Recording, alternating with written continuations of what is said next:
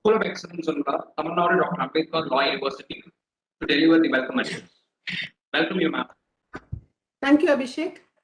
A very wonderful afternoon to everyone present here in the audience and also those who will be logging in due course of time.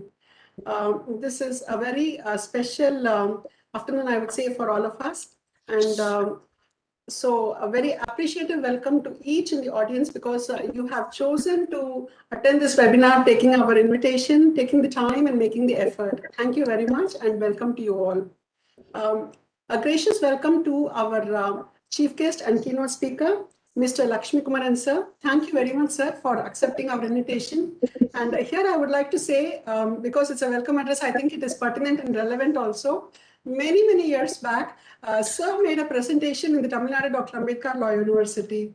And I was, one of the audience. And for the first half an hour, I was not able to see where it was going and all that. Then in half an hour, if you see, that's when I caught up on where sir is taking the audience. And it was such an enthralling, spellbinding presentation. And that stayed with me for so many years. And now when we are doing webinars calling upon eminent lawyers and all that, I was telling my friend about this. Thank you very much, sir. I know how exceptionally busy you are, but in spite of that, you have made the effort of, preparing the PPTX and everything and coming and making this presentation. I wanted you, sir, especially to make this presentation for us because it will be such an inspiring, a presentation for each of the students, the next generation of burgeoning lawyers. Thank you very much again, sir, and a hearty welcome to you. And this webinar, we all be present here and, waiting for Mr. Lakshmikumaran sir to make the presentation wouldn't have been possible but for the person who introduced me to Lakshmikumaran sir for this webinar. I wholeheartedly welcome, a friendly welcome to Mr. Balaji. I say Mr. here because it's a public event, but he is a friend of mine right from 1987. We did BL together. And I was just telling him casually, it is one of my desires that Mr. Lakshmikumaran sir, I should invite for our department to making this presentation. He said, oh yeah, and just left it. But the next morning, he's giving me the personal mobile number, all the details, calling and telling me, I have spoken to sir, now you can speak to him. Thank you very much, Balaji. A very friendly welcome to you. And it is because of you only, sir, has accepted to do this presentation so soon, I would say. Had I gone through the website and email and all, I don't know whether I would have been able to contact sir also. Thank you very much, Balaji. A very friendly, a very warm welcome to you. And next, moving on, I welcome a hospitable welcome to each and one of the principals. We have 16 affiliated government law colleges to this institution. Many of them have already logged in. I would like to name those who have already logged in. Professor Dr. Gauri, she's the principal of the Pudupakkam Government Law College, and she's also a syndicate member of this institution. A hearty welcome to you, ma'am, and a welcome to Professor Dr. Jaya Gauri. She is the principal of the Government Law College, Madurai. A very delightful welcome to you, ma'am. Thank you for making the time. And she is also a syndicate member of this institution. A hearty welcome to Professor Dr. Lakshmi Ramalingam. Ma'am is the principal of the Chengalpet Government Law College. Welcome to you, ma'am. Thank you for making the time. And also a welcome to our friend, and she is now also a business law expert. We are deemed her to be a part of our Department of Business Law. Professor Dr. Durga Lakshmi, principal presently of the Government Law College, Salem. A hearty welcome to you, Durga. And also a welcome to all the other principals of various government colleges who will be logging in due course of time. And my sincere welcome to Professor Dr. Balaji, who is the registrar of this institution, and also he doubles up as the director of the undergraduate courses. A hearty welcome to you, sir. I know how busy you are, but you are trying to make your time for coming to this webinar. Thank you very much. My welcome to the Controller of Examinations, Dr. Srinivasan R. Thank you for making the time to be in this webinar, sir. And a very friendly welcome again to Professor Dr. Harita Devi. She is my good friend and also a member of this Department of Business Law. Plus, she is also the director of the research of this institution, School of Excellence in Law, and also of the affiliated law colleges, and also from the other institutions of whom we have invited and they have graciously accepted and are in this program. Thank you very much for making the time. And always my special enthusiastic welcome is to the student community. the students of School of Excellence in Law, UG, undergraduate course, postgraduate course, PhD scholars, and also from the diploma and certificate courses, and also students from the various affiliated law colleges, and also from the various educational institutions, because when we were going through the registration list yesterday, we saw many students who had registered from the northern states. Thank you very much, students. And I am certain that I especially arranged for this webinar by Mr. Lakshmikumaran, taking so much effort, asking my friend Balaji and all that, because this is one of the exceptionally best presentations you will be seeing. And I hope you are inspired to learn, and the dreams that we have to become like that, at least inch little by little. We aim 100%, at least 5-20% we will reach. And sir, I would say he's the founder of the this attorney office, Lakshmikumaran and Sridharan. It was only in 1985, but within these short span of some years, they have got now 14 offices all over India, and in UK they have one branch, and they have more than 400 lawyers who are working under this banner. So this should be your inspiration and how to come up in life and all that. So this presentation, as well as how sir, has come up in life in such a short span of time, all this should be an inspiration for you. That is why I have arranged this webinar. Hope it benefits you. A gracious welcome to each and every one of you present here, and also to those who will be logging in. Thank you very much. On to Harita Devi, or Abhishek, will you be introducing, please? Thank you so much, ma'am. I sincerely thank Professor Dr. Kumudaratta ma'am for the wonderful welcome address. Thank you so much, ma'am. Really means a lot. So now I will move to the felicitation address. I welcome Professor Dr. Harita Devi ma'am, Director Research Publication Academic Affairs in Soya, Chandigarh, to deliver the felicitation address. Welcome you, ma'am.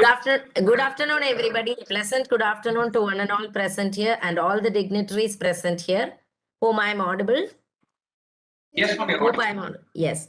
So it is I am given the opportunity of delivering the felicitation address today.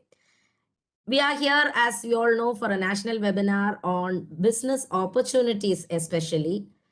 To begin with, our guest today, Shri V. Lakshmikumaran, Managing Partner, Lakshmikumaran and Sridharan India Attorneys Associates. So, Mr. Lakshmikumaran founded this law firm, Lakshmikumaran and Sridharan, in 1985. Ma'am has already told about this.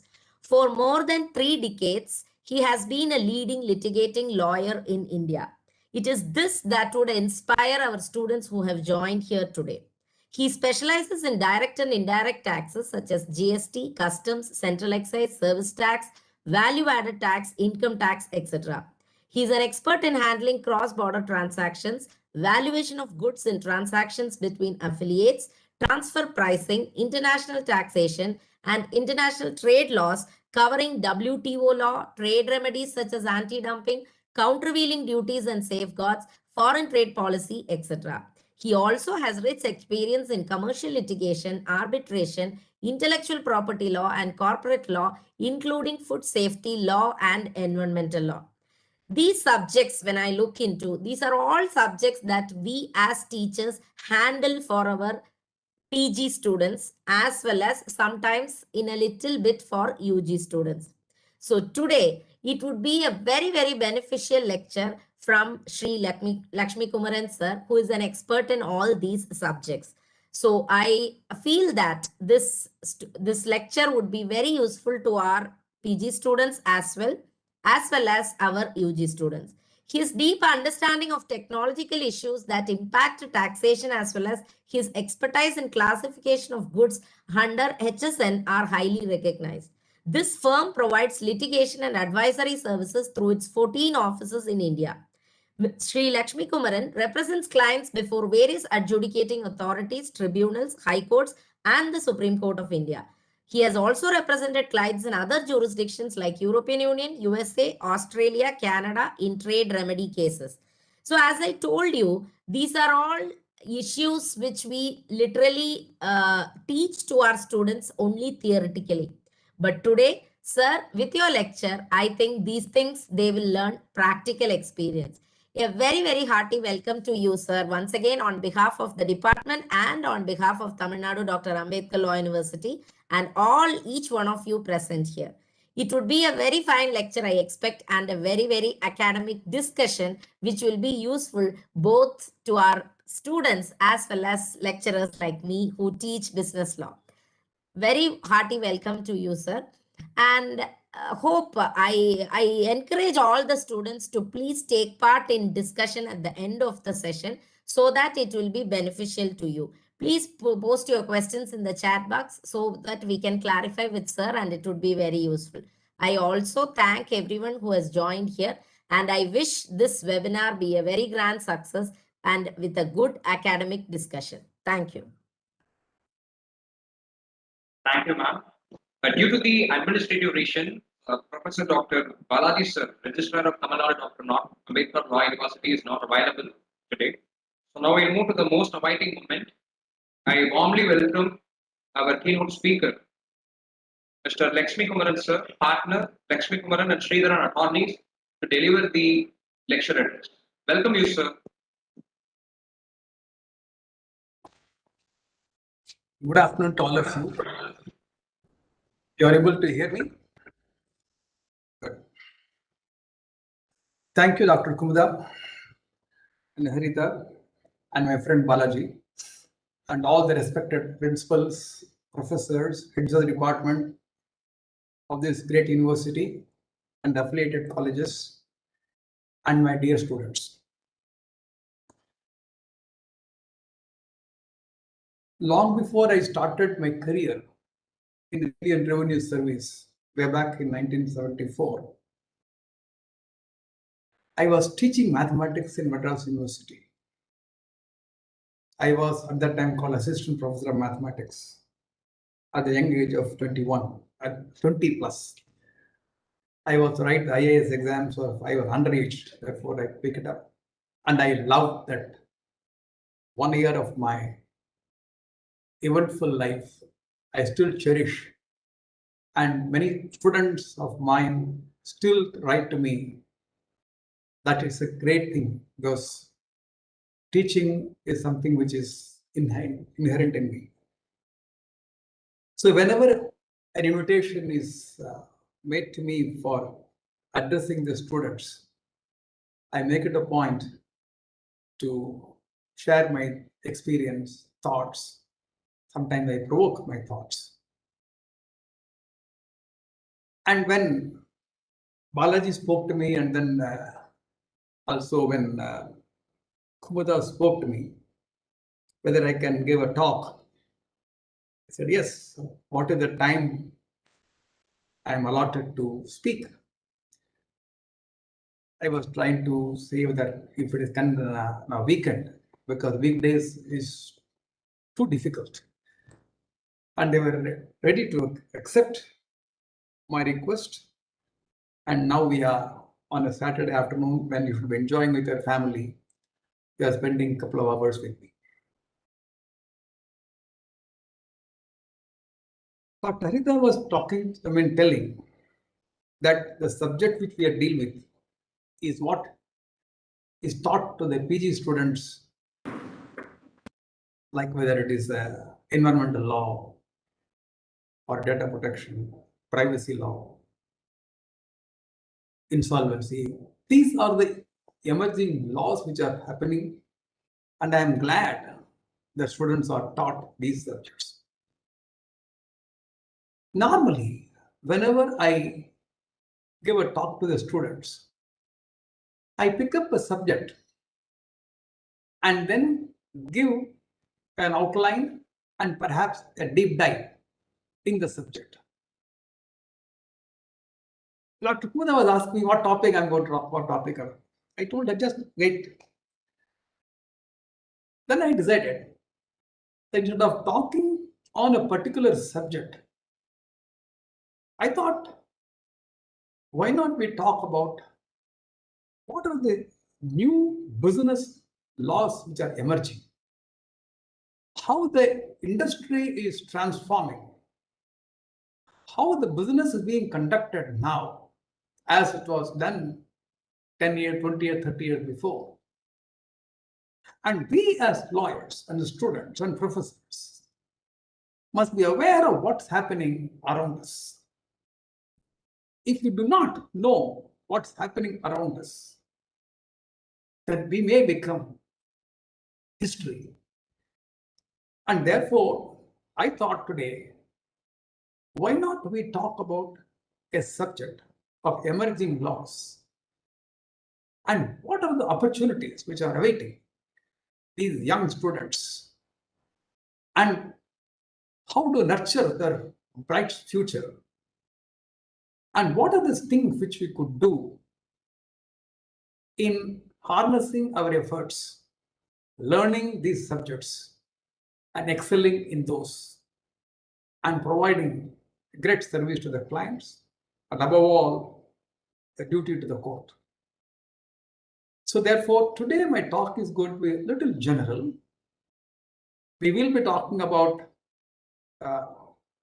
the emerging scenario which is happening in the industry and how lawyers have to adapt themselves to these changes which are happening in the law or in the industry or the way of business being done. That is going to be the topic today. It will be slightly general, but if any of the students want any particular clarification on any particular subject, they can post their questions in the chat box, and time permitting, we'll answer the question now, or we'll send a mail back, and it is a promise. And we never charge any students, don't worry. So you can send your questions freely. And if a repetitive question we may not answer, but we will try to answer those questions. Can you put the slides, Ishita? Yes, sir. Yes. Access has been given now, so I think you can start. Yeah, she will start.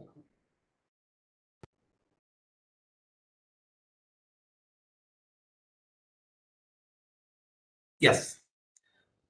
Emerging business laws, the new horizon of opportunities. That's what we are going to talk today.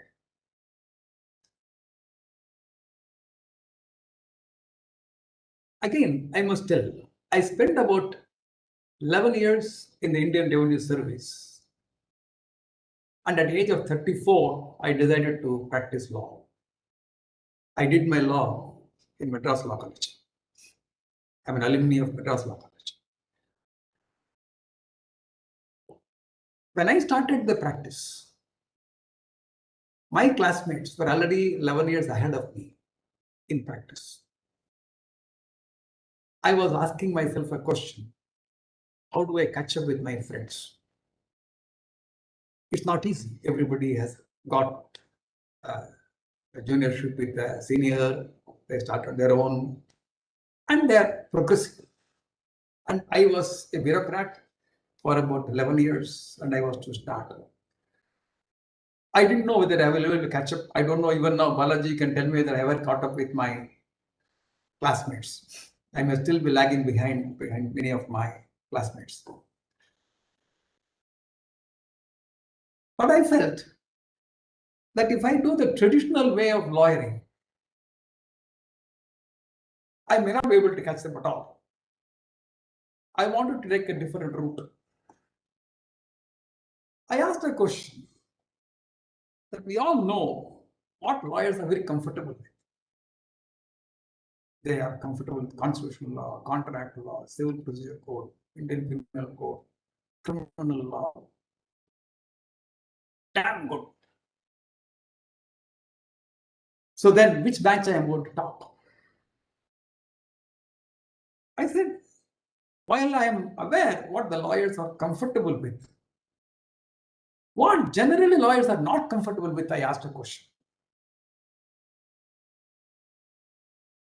And in 5 minutes, I got an answer. The lawyers are not, almost, I'm not all, many of them are not very comfortable with high technology. You talk to them, high technology, after 5 minutes, their mind is switched off. And at least some of them I met. I said, okay. So let me now take up those branches of law where there will be high intersection of technology, high technology, and the law. And let me practice in those intersections. That is why if you look at the portfolio of our office, you will find something disconnected. For example, you will not find many law firms handling and specializing in tax laws and IP laws. You may not find the law firm which is specialized in this and also regarding the environmental law. Also, you will not find a law firm which is doing taxation and the international trade law, arguing case in Geneva or in Brussels or in whatever. So therefore, people get confused, like what Lakshmi is doing. Disconnected subjects.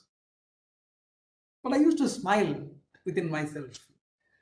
What is disconnected to everybody is connected to me, because there is underlying current in all, namely high tech. You need to understand the technology so well to practice the branches of law which we do. And I found that as interesting. And most important thing is, this profession gives us an opportunity to learn every day new things. Right from my childhood, I was very inquisitive as to how things work, how goods are manufactured. It's one of my childhood curiosity. And when I started the practice of law, I found the best professors, technologists, innovators, inventors. They briefed me on the high technology at our time. And when I have some more doubts, they clarify. In the process, we bought lots of technical books in our library. Our library is very rich. More than 80% of the books in our office is technology books on metallurgy, on pharmacology, on mechanical engineering, aerodynamics, polymer sciences, textiles, food processing. Name those industries, we have highly acclaimed books by famous authors in the world. I check back after what the briefing is done on the technology portion. I check back the books. And if I find there's something different, I go back to the client. Hey, you said that what this is about it. I studied, I get back to you. There is some difference. Either you are right or the book is right. Tell me. Why did I do it? Why did I not take the client's word as gospel truth and went ahead? Because we owe a duty to the court. We need to tell the correct position of technology. The judges themselves may not be highly technically qualified. Other side may not know so much, but that doesn't mean that we can tell something and get away with it. I cannot do that. I have to know and clear and convinced what I am saying is right, because that's my duty to perform in the court. I am not the spokesman of the client. I am the officer of the court. This we must realize every time, and therefore it puts additional responsibility on us to learn more and more and more. And this is what I've been doing.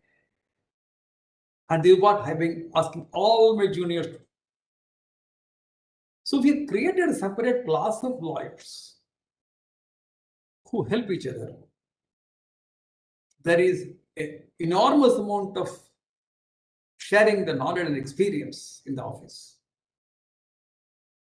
And the desire to learn about technology and apply the technology to the law. This is what we did. I thought I must share this experience with you people. And this is how we are now going to present the presentation today. Ishita.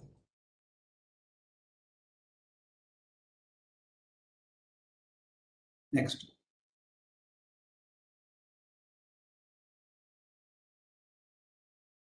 Moving. Yes. You had traditional businesses. Many of the students who are listening to this session, I take it their age group is around 20s. And therefore, I take it they are born after 2000. So they may not know what exactly the industry as in 70s and 80s or even 60s. Very traditional businesses and big companies. You will find Balaji will know very clearly some of the famous leading cases by these names of the companies, etc. But many of them are not known now. They don't exist for various reasons. New technologies, new businesses are emerging, and some of those old industries failed to adopt this technology. They were not willing to adapt to the new technologies, new way of doing businesses, and they became dinosaurs. Today, what is the driver of this new technology and new businesses? Technology. If the driver of the entire business is technology, new concepts, new innovative items are being produced day in and day out. Can industry and the lawyers be unaware or insulated from these developments? Is a question you have to ask yourself. And when the technology is developing so fast, the law has to also have to be legislated and interpreted. Some of the laws which might not have heard 20 years back are the top of the town today. We are going to deal with those subjects now. We are going to discuss the newer laws which are now happening. And all I am going to do is giving you an opportunity to peek into those new areas. Next. We had traditional brick and mortar shops where you go and buy things. Now again get transformed into the e-commerce. You can sit in your room and then order the goods. Orders are delivered. We had television channels, either TV channels themselves or cable TV or DTH. You require those channels. Today, you've got Netflix, Prime Videos, and whole lot of item available over the net. OTT platform has become one of the greatest. In the taxis in the past, we had the taxi drivers taking you for a ride, really riding. Did you ever think that a person who does not own a single car would be the largest taxi company in the world? Could you ever think of it? It is true. Normally, we go to a restaurant and eat foods. In the COVID time, you could not. And you ordered hot food delivered within 30 minutes. If you don't get the food in 30 minutes, free. How does it happen? Again, internet. There are connections between the large number of service providers and the large number of recipients. The connection was missing earlier. It is now being made available over the platform. Banks. Remember, in those days, I used to go to the bank, ask for the checkbook, you write in the queue, teller machine, withdraw the money and come back, etc. Balaji, I don't know whether you did it or not in your time. Yeah, I did it. I must tell you, last 10 years, I have not gone to my bank at all. Everything I do from my office. Nothing. We just don't know who is the manager there, etc. I never know. In courtrooms, we were crowding in the courtroom, jostling this. When the matter was reaching etc., we do not know how much of man-hours of lawyers were wasted in waiting in the corridors of the court. That is where I became a very good friend of Mr. Balaji. And today, the virtual courts, I am arguing a matter in Supreme Court. In next half an hour, I will argue a matter in Madras High Court. And thereafter, I do in Jammu and Kashmir. And afternoon, I do a Patna High Court. All in one day. It's possible. All you need to have, only thing is if the matters reach simultaneously, then after it password, etc., you have 3-4 computer screens. Otherwise, they're done. Classrooms. We used to go there in the classrooms. And we had physical meetings in the office, etc. Today, with the client, we have virtual meetings. Agriculture. The traditional way of a farmer doing the farming and how he is doing nowadays. We are going to deal with agriculture in great detail in this session today. And now look at, with these changes are taking place, the law, which is basically the need of the society at the particular point of time, also need to change. It is changing. It is changing not only in India, all over the world. We had old taxation laws, excise, service tax, VAT, sales tax, central sales tax. Then called FERA, Foreign Regulation Act, Weights and Measures Act, Companies Act, MRTP, Telegraph Act, a lot of items were there. But they were not able to cater to the today's needs. How the laws are getting transformed. Sir, can you believe Indian Telegraph Act 1883 is the basic law today? You remember in those days, most telegram, I think many of the students will not know that telegram, what it is. If I had to communicate between me and my grandfather in some place villages as a town, I'll go to the post office and get the message, then you will do something, etc. And then some communication will go and then it will be delivered. Telegraph. Called, in fact, our P&T department known as Post and Telegraph Office. Officially, India has closed telegram because nobody is going to use it. After telegram came, telex came, then fax came, and now email, WhatsApp, and so many things have come today. When did you post the last postcard in your life? Tell me. When did you write an inland letter? Many of the people do not even know there is a postcard. In fact, we are not talking about privacy and all those things. Remember, we used to write letters on the postcard and then post it. And the postman can easily read, no problem at all. Anything you can read, no problem. Today, we have got so many regulations, etc., regarding the contents, etc. I am going to discuss separately. When did you write last inland letter or a post cover certificate of posting? There is one. These things are non-existent today. And now today you have got a GST, Goods and Services Tax, which is replacing all the erstwhile laws. You have got FEMA, instead of FERA, Prevent Money Laundering Act, because the corruption is taking place in a big way. Criminal offenses are taking place. Huge monies are being transferred, laundered. And how do you handle those type of situations? You never had PMLA about 20 years before. And you have got to separate a Black Money Act separately. The old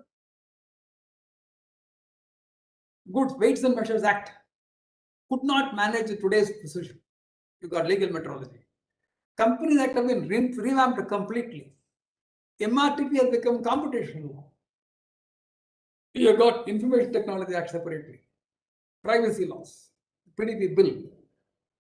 Supreme Court had to rule the right to privacy is fundamental right. Eminent judges, after hearing this, has the constitution to be delivered the judgment. You have separately FDI norms. You've got product liability.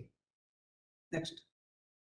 Insolvency, environmental law, real estate, Consumer Protection Act, new labor law, labor codes, commercial codes, right to fair compensation, WTO agreements, appointment by regulators, and special, that is export control called as COMET. Many people, it is not a COMET, it is COMET.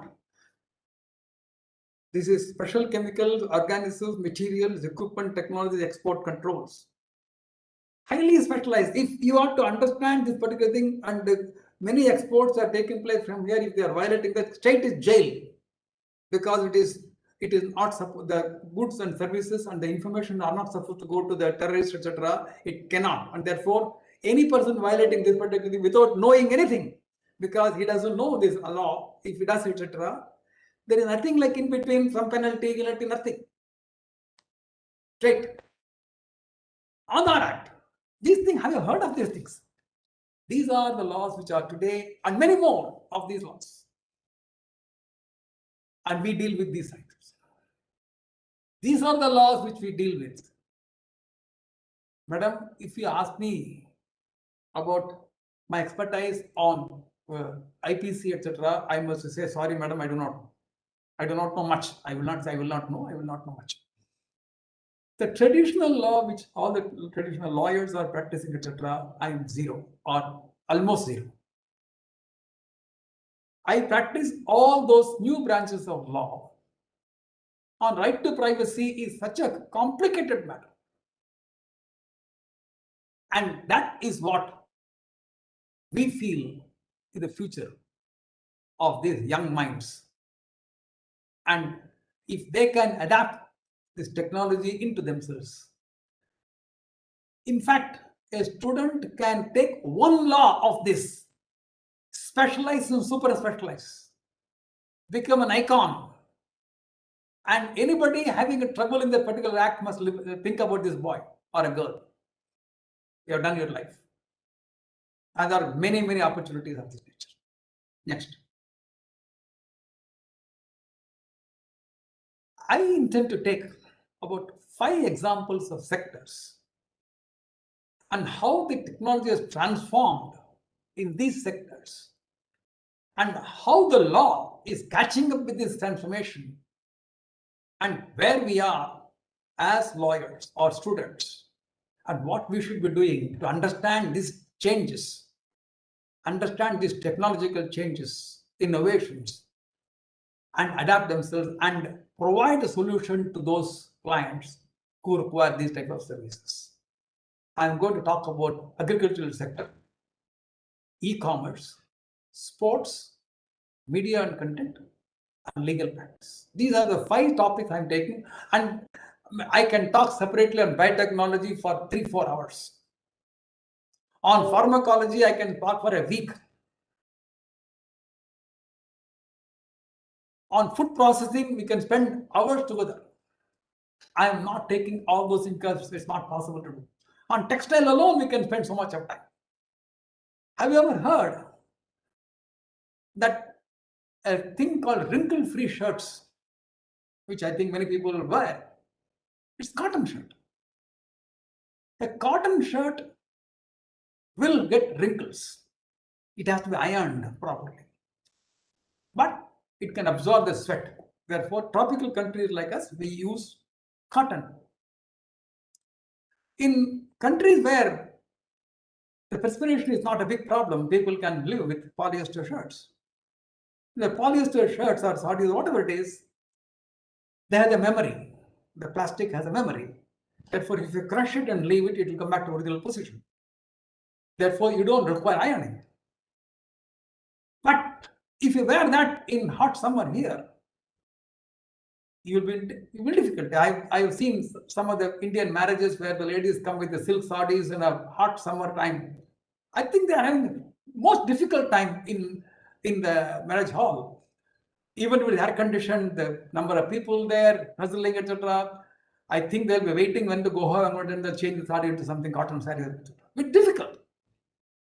But is it possible to introduce this memory into the cotton and enjoy the properties of cotton?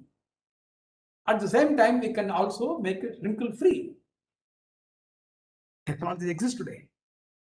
And these technology, when it is imported or imbibed or inculcated in this particular the textiles, you get the benefit of cotton along with the freedom of not ironing it daily.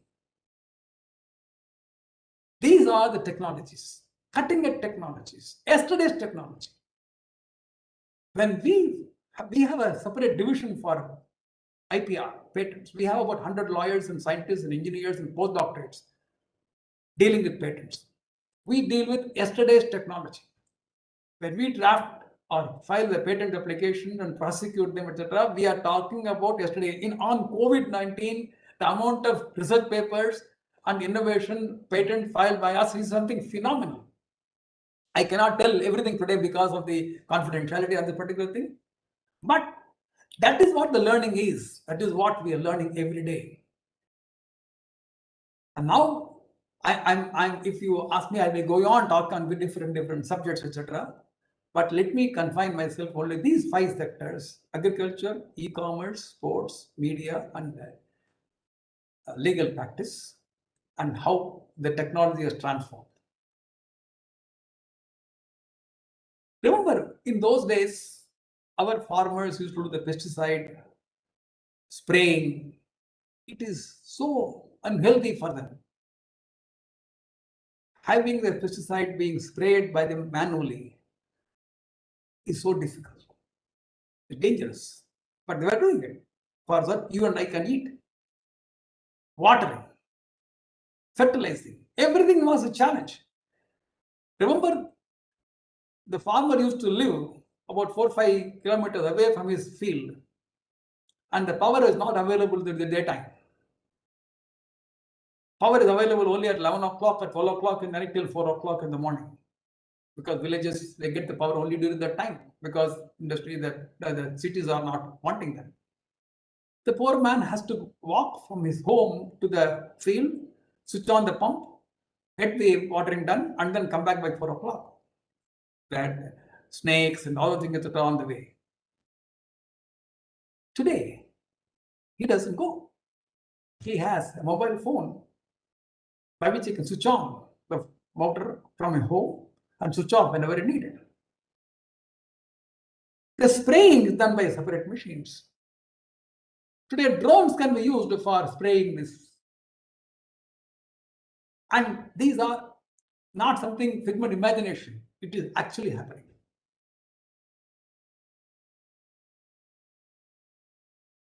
Now, we can have satellite photography, Internet of Things based sensor networks and soil moisture sensors, where it is saline, where it is alkaline, where what the pH, etc. on the particular soil, what we should do. Weather forecasting can be done by computing algorithms. Automatic irrigation reduces wastage of water and energy. Intelligent software analysis for the pest and disease prediction. Soil management and other involved analytical tasks. Biotechnology for the new and better seeds. Hydroponics, soilless culture. These are in things as far as the farming is concerned. Next. Now see how the agriculture is now progressing like this, because agri-tech and biotechnology, they have moved very fast. Biotechnology not only on the pharmacy, also in agriculture has done enormous strides. The land available is limited. The world population is growing. To feed the so many mouths, necessarily the productivity of the land has to be increased. And therefore, the technologies come in and then design and at least innovate what are the things which we can do to increase the productivity of the land. And when that is happening, the government has to come back with the new farm laws. I am not getting into the controversy whether the farm laws are connected or not, with helping the farmers or not. I am not at all getting into that because it's a separate subject where Punjab lawyers are agitating, etc. I am one person is a non-controversial lawyer. I didn't get into the controversy. Whatever is the position, whether the law will stay or not, etc., the technology's innovation will take place. The investment will come in. The farmers will become better. They have to. Whether the new farm laws exist or not, etc., you take it from me, the growth of this particular agricultural sector cannot be stopped by anybody. It has to happen. But when it happens, when you say use drones to do the pesticide spraying, you need to have a national drone policy. All unmanned aircraft system rules will be amended. How the drones of agricultural purposes can be specially made. Today we are talking about drones being used to carry the vaccines to remote places. How do you regulate these drones? What is the law on this subject? And on what technology it works? And the camera which is used here, the photograph which has been taken, etc. Have you taken the consent of other farmers, etc., while taking the photographs? Are you violating their right to privacy? How do you import the drones? How do you manufacture? How do you trade? What are the laws on this subject? What are the restrictions on that? Who will maintain it? And what are the taxation issues on that, etc.? Mind-boggling. My dear friends, you are needed. You need to understand what's happening as far as the sector is concerned. And if you want to provide advice or litigate, you need to understand these technologies. Next.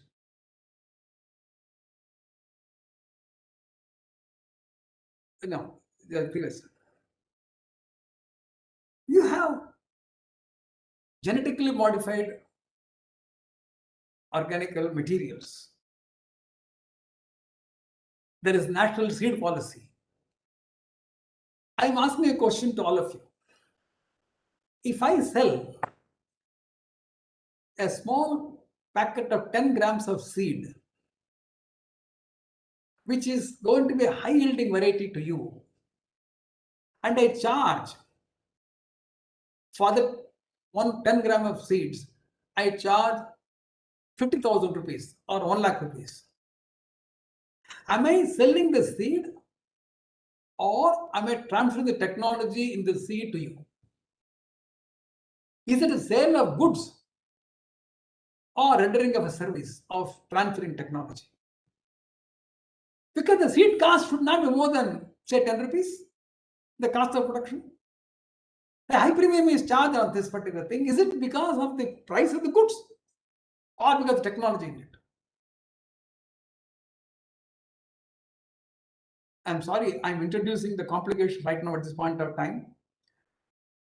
But it will give you an idea that a normal commercial transaction, which you think what you're doing, will have different implications and different laws.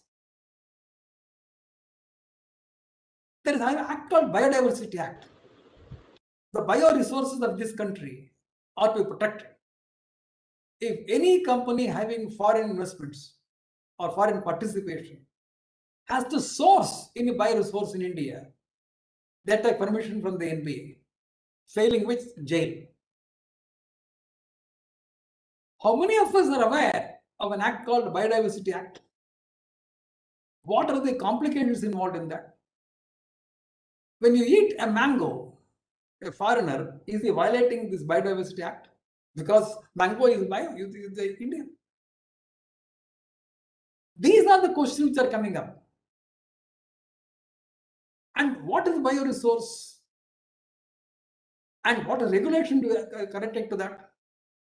Is a mind-boggling exercise. The more and more I read that particular act, apart from inelegance of drafting, I'm sorry, I hope the legislators are not here to resent my criticism, but it's a fact. It is very inelegantly adapted provisions here, many of them. I think I have the right to say so without criticizing, without ascribing any motives. And biosafety rules, compliances, filing patent involving bioresources, benefit sharing to the community therein, what the amount can be charged, is it in the nature of a tax or a cess or a fee? Can it be done without a subordinate legislation or not? These are the questions come up. Now come data privacy. The smart farming is an emerging concept that refers to managing farms using technologies like Internet of Technologies, robotics, drones, artificial intelligence to increase the quantity and the quality of products while optimizing the human labor required for the production. Use of artificial intelligence powered tools for soil scanning, Internet of Things and sensors may all give it to data privacy issues. And it's a subject by itself, it's a ocean by itself.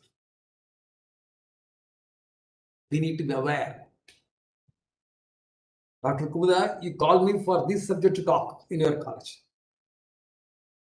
If you want to talk on Biodiversity Act or on data privacy or Internet of Things, that is the subject I think we should have. And these are the subjects which a student should know. Next. Now we come to e-commerce. So today you have Uber, Swiggy, Prime, Netflix, etc. Netflix does not have any office in India. They get the maximum revenue from India. I think during the COVID time, nothing else to do, you can switch on and then watch some movies.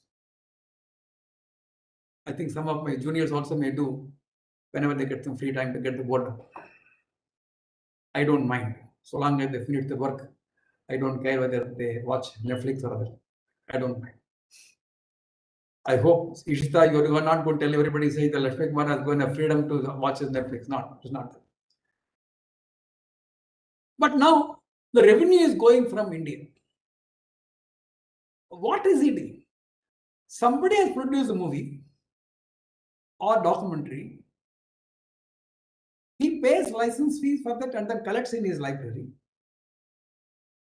And you operate remotely, ask for the particular movie, it gets downloaded through Wi-Fi, and then it is ultimately screened in your TV. You must have a smart TV for doing that because it's not working on TV channels, it's working on Wi-Fi. And the technologies are different technologies, not the normal technology. There is no tuning here. The smart TV will not have any tuner. In the case of telecast, what happens? Television station telecast, what do they do? They take the program, video is converted into electric signals. Electric signals are telecast. The waves move in that particular direction. And you have a TV. In the TV, there is a tuner. The tuner will now exactly pick that particular wavelength. It has ability to catch that particular wavelength, and then the TV comes. That's what we do. That is a normal way of watching your TV. Only when I tell this, all of you realize, oh, things are there. We always think, oh, switch on and then channel surfing, you got it. No, it doesn't happen. It's actually you are tuning, you are synchronizing the TV signal received and the signal acceptance, it synchronize, then the signal will come. But in the case of the internet, where the contents are provided on the internet, OTT, you don't use this TV channel because in the TV channel you have a license, all sorts of things. You don't have to have those licenses on the thing. Now, so much the revenue is going from here. The government feels, hey, my revenues are going from India. The companies are benefited because of this. But there is no payment of tax because there are no returns in India. So how do we tax those entities which are outside India? what is the right of India to tax, income tax level or at the level of say transaction tax like a GST. We never had this problem in the past. Today you can provide. So in fact, a company in Netherlands may want an opinion from me on a classification issue which they are going to export from Netherlands to say in Thailand. I don't have to move from here. I provide a solution from here. Now, without the person moving, the services are being delivered. This is what in WTO called TRIPS on the question of issue relating to the cross-border trade of services called Mode 1, Mode 2, Mode 3, Mode 4. I'm sorry, I'm getting dragged into that specifics. What exactly happened when the cross-border service being rendered to the person moving there and delivering the services, etc., etc. So those are the separate things. And today, how India gets the right to tax those entities? Very interesting thing. And India allowed the e-commerce on the marketplace, and they ensure that there is a fair play between them and then the brick and mortar thing. India brought in FDA policies, regulations, etc. All new items, not heard of 5 years before. Cab aggregators like Uber. Uber does not have an office. The computer is sitting elsewhere, and they provide a maximum service to you here. How do you tax them? How do you regulate them? Similarly, Zomato, Swiggy, the food aggregators. So today the e-commerce has transformed the way of living, way of working, way of ordering very differently. And huge technology. And all these companies are sitting on huge data. Every time you ordered a masala dosa, so-and-so Kumudha ordered this particular point of time, ordered 2 dosas that day. Next week, why is she not asking? There'll be a reminder to you, madam, how did you enjoy this, etc. You say, how did you get the information? That is the back end. These information are getting processed. And then they're reminding you, madam, what happened? Did you like it or you don't like it, etc. All those things. But mean they are sitting on your data. And how much data they can sit on, what they can do, because the government has come back and said that data is like oil, huge. Whoever has got the data is the richest man. I think it's also true. Today, the world richest people are the people who are sitting on huge data. It's a fact. The biggest oil companies are no longer the richest companies. No. Invisible data about yourself, aggregation, and then doing the back-end work, processing becomes the maximum. Facebooks and Twitters and Google and Microsoft or Apple, these companies have huge amount of data. Amazon, name. All these things, how do we control and manage and ensure that the privacy of the people are maintained? Today, it's a fact that the companies can be profitable without a load of physical assets. They don't have to have physical assets, machinery, plant, nothing. And they can be richest. Now, if these are the things which are changing the way of doing business, changing way of your living, and regulations involved in that, the law, now we see the landscape of law governing this. Now see, government is now going to have a policy on the e-commerce sector. Technological advancements result in amendment to the Consumer Protection Act, intermediate liability lies, FDA laws, etc. New legislation are to be implemented to protect the privacy of users. Overall, the role of sectoral regulators like Competition Commission, TRAI, tax authorities, government to seek, regulate, and tax internet-based companies for profits earned by the consumers. And there's a huge discussion going on OECD, how to tax these companies. Rich countries, they don't want and poor countries, they say the revenue is going from here, why not be taxed, etc. Is the big issue going on.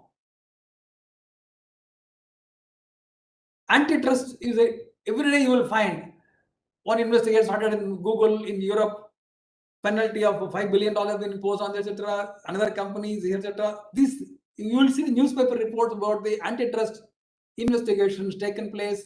Some were dropped, some were not dropped, some were continuing, etc.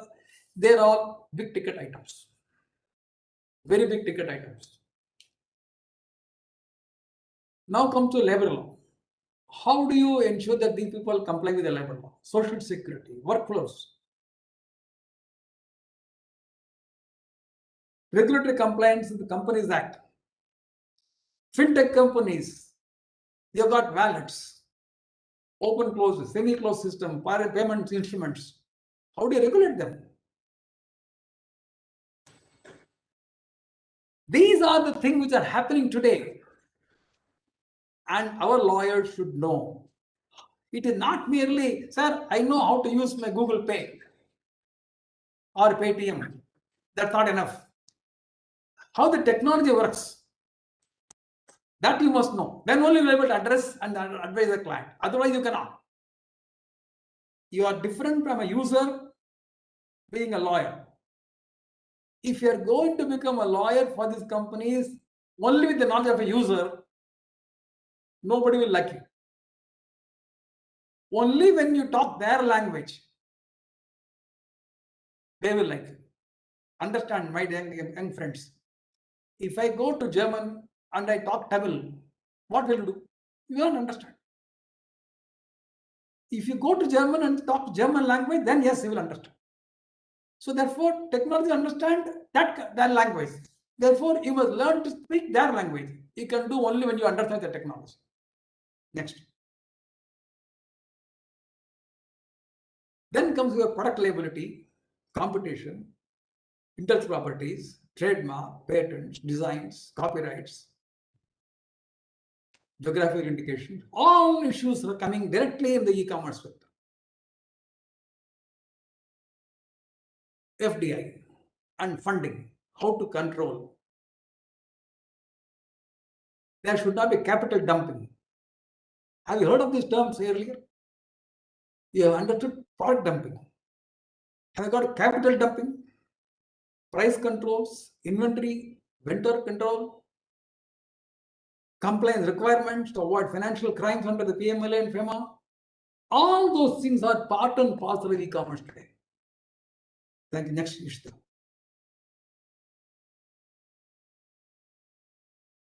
I think my juniors, they added some more. Apart from what we have said, etc., they said now something more. Complying with the FDA norms is a major problem for the e-commerce because the FDA norms are getting changed. Sometimes retrospectively, sometimes prospectively. Restriction on vertical integration and FDA norms.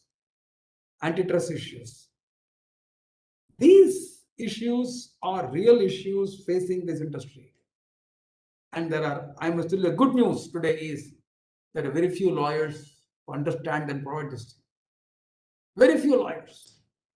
They go round and round and then they find out, Lakshmi, sir, please help me. Sir, I don't have time. Sir, what does it matter, sir? I'll come at 11 o'clock in the night, sir, please. So, instead of you go for business development, people should come after you. I think that is the way in which I think you should do your lawyering in the future. Next.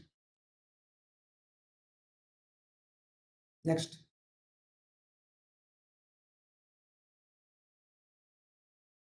These aggregator businesses provide new opportunity to working class. Cyber security is a problem. Privacy concerns. Personal data, non-personal data. Key objectives. Increase scrutiny with the competition regulators, etc. We already dealt with. Next. Sports. All of you will sit up now. All of you will sit up. Lakshmikumaran, lawyer, is talking about sports law. I am telling you, the sports is giving so much opportunity to the lawyers. So much, I cannot believe. We think some 11 players one side, another 11 players are playing, and we watch over. Sorry. That is what the common man is watching. An IPL is seen, or a T20 is done, or one-day matches are being, etc., or 5-day test matches, etc. You saw, you enjoyed. Your adrenaline pumping went up for some time and then came down. Fine. But look at the cricket. I'm taking one cricket. It can apply to tennis. It can apply to football, kabaddi. Name that. So today, the sports is a huge, huge industry. They are not talking with millions. They are talking billions only. And India. Best example for you is IPL. IPL, what does it do? It encapsulates the best cricket without subjecting viewers to longer version of games. More dynamic roster changes, increase viewer interests, collaborate international players into a single platform. Different clubs and teams can feature players from different countries. Competition between the members of the national team at the club level will generate for them. And then we are also able to become nice talents. Fine, you saw 3 hours, 5 hours of match, etc. over, you feel sleepy, etc. Gone sleep. Come the lawyer. From the time the IPL is conceptualized, the teams are auctioned, players are selected, monies are paid, and there is another sponsor for the whole game.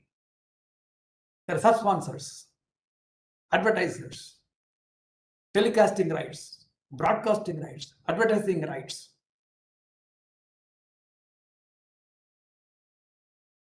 We have a huge problem of ambush marketing. Madam, do you know what is ambush marketing? There is one company pays about, say, 30 crores as a sponsorship fee as a leader. Some company X. I don't want to name. And he has put hoarding, advertisement, etc., etc. It is, the match is sponsored by such and such. His competitor who lost out, who did not have that money, what he does, he says, I'll give you free caps to the audience with their brand. Free. In my city, this the match is going on, I will give this free caps to you. And the person wears the free caps and goes inside. And when the sixer is hit, immediately the TV captures the audience.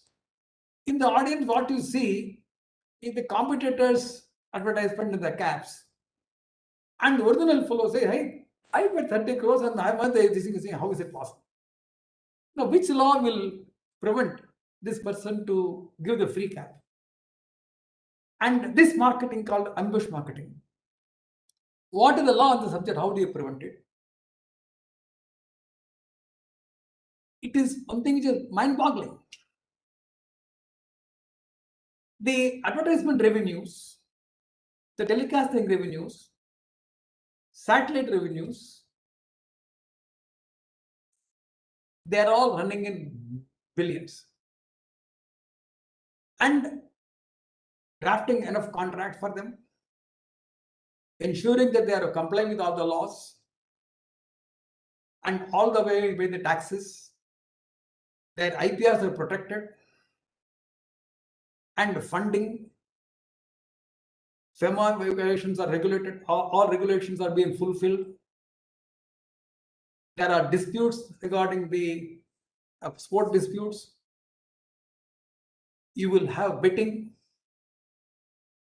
You will have doping.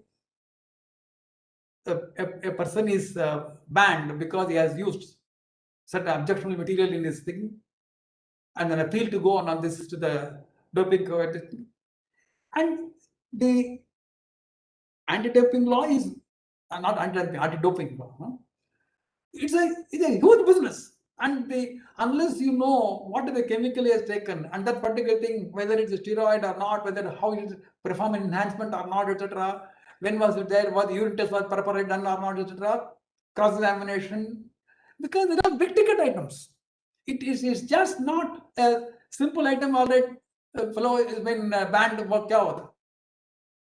A star is banned. That means that the flow is his life is clean, and the sports club will lose. Next. Here you will find anti-competitive behavior, taxation of income, image rights, content rights under IPRs, arbitration of sports disputes, artificial intelligence. See, look, today you can replay the ball and the third umpire is seeing and then saying, yes, this is possible. Do you think it is possible unless the camera is so, and you are able to capture the same moment within a second? And taxation of the sports club, I tell you, it's a fertile field. Fertile field. Many of the sports clubs don't know what the law is, etc. They go on merrily violating, and later taxman comes. Simultaneously, when the team is getting the maximum award and prizes and all those things, taxman also show cause notice to him, why I'm not paid the taxes. It happens. Next. Media entertainment. We talked about this. The OTT sector has witnessed from 22 million to 29 million between March and July 2020 alone. That is the market which is in India alone. The revenue is more than 4,500 crores for only these internet companies. Next. Today, OTT media services do not come under existing media, broadcasting, cinematography laws. Government is struggling how to regulate them. We are talking about self-regulations. And many litigations are pending in courts whenever regulation is being introduced by way of circulars or by other policy matters. And this provides a tremendous opportunity to our young lawyers to understand this particular technology, how it operates, and how legal services can be provided. Next. I think, how do you censor? How do you do the ratings? PG-13, how do you put it? Is it PG-13 in US and Argentina is the same PG-13 in India also or not? Very controversial questions. And when you see a movie after a week, they send you, these are the following movies, you may like it. That means they are profiling you. You have got your own footprints there. And whether that is possible, how much they can protect, whether non-personal, anonymized or not, etc. And the security concern, personal concern, etc. All those things are issues that are coming up day in and day out. Now come to legal services, our own services. Next. We had physical presence in chambers, physical appearance in the courts, face-to-face meeting with the clients, carrying of books and bulky files to the courts, large paper trails and paper records, manual operations, billing, etc., etc. This is the normal traditional lawyers' chambers. Now, how things have changed, the COVID-19. E-filings and virtual hearings are now normal. Paperless office and proceeding. Our attorneys will not use any more paper while arguing the matter in the courtroom. Only a laptop or iPad. That's it. In a number of pages, in a number of complications, etc., they will only use this. Our office is paperless. Our opinions are also given e-signature. Period. Just imagine how many trees they have saved by one office going paperless. At least 10 trees in a year is saved. Digital access to the volumes of legal materials. We don't have to have huge libraries that are everything e-library. Virtual office, anywhere I can provide services. it has got its own collections, evidence collection, witness testimony. Still, they have not evolved so much because witnesses may not have their facilities. The most important thing for lawyers, as all of you know, when you argue a matter in the courtroom, you watch the judge, how he reacts. He may not say in so many words. His facial expression, body language will say he's with you, not with you, etc., etc. And you modulate the argument accordingly. Good lawyers they get this particular skill, but that is becoming less in the case of a virtual hearing because the cameras are not able to capture that much the facial expressions of the judges. So therefore, these are some minor things. However, the things have changed. Whether you like it or not, it is going to be in future. And many lawyers who do not have this access to those information or the technology, they are finding it difficult to manage their own practices during this particular time. Earlier you embrace these technologies, better for you. Apart from this, next. There is a separate industry called legal tech, which is evolving. Here, it talks about how do you do the drafting of claims, contract, etc., without the help of lawyers. Whether AI can do this. Last year, about $17.5 billion were spent on this technology development, and coming year we expect about 25 billion is being invested in developing this software which can do 60-70% of the work of the lawyers. I know many of my students will be feeling, "Hey, what will happen to my job?" You don't worry. You don't have to. I'm sorry, somebody is disturbing. Fine. You don't have to worry. There is always space. You must get into a space where nobody can replace you. And that's the skill. Next.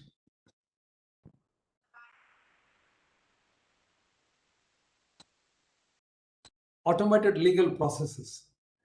It has been found 63% of the tasks are repeatable. Why you need a lawyer? Legal software, the word processor, e-discovery software enable scanning of the document for information. E-discovery, we can do the scanning. Digital access provide access to volume of legal material and manageable cost burden. Business analytic tools, dashboards can position attorneys to provide strategic business as well as legal solutions. Virtual office enable providing advisory from anywhere.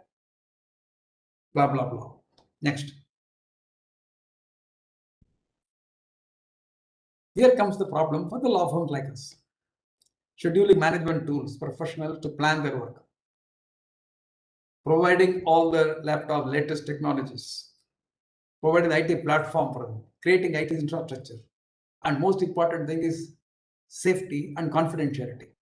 How do we ensure that the confidential information provided by the clients are kept safe in a situation where all our attorneys are working from home? Whatever control we are going to have on the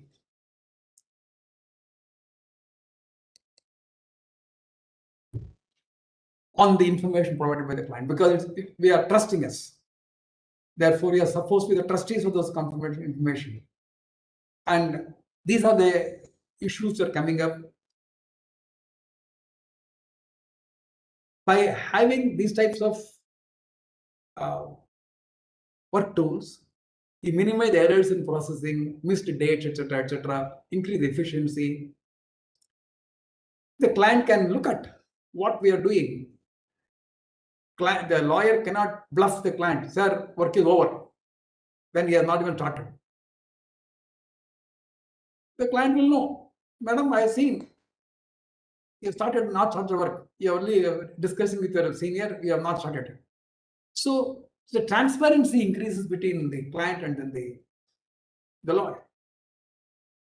Next.